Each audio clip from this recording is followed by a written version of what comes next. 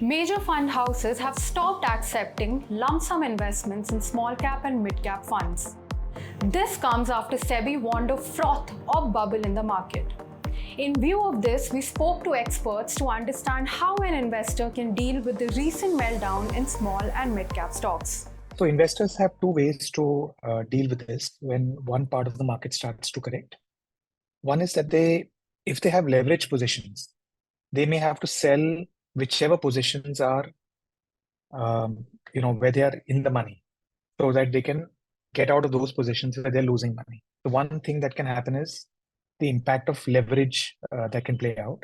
The second thing that happens is that once there is panic, there is a tendency for some investors who are not truly long term and who are trying to make some quick money to say that, I might want to take out all my money and wait for some time before I come back in.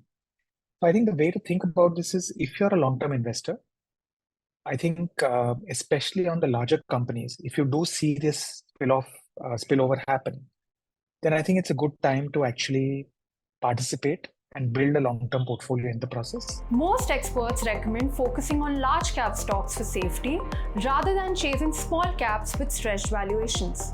But for how long will this nervousness in the segment continue? Going ahead and looking forward, we believe that this is an intermittent correction, which was decent and healthy. It offered opportunity for investors to start looking at stocks with fresh perspective and in fresher light of newer valuations that have arrived after the sell-off, right? The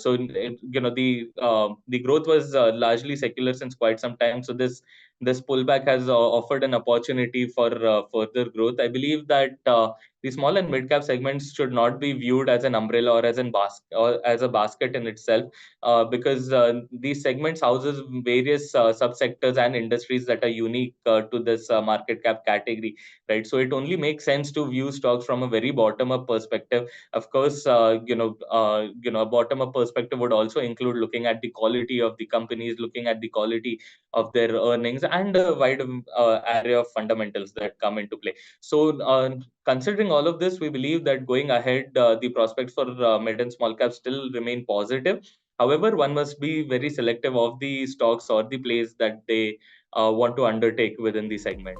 If you invest in mutual funds, the recently released stress test results can give you a sense of how quickly and effectively you can get your money back.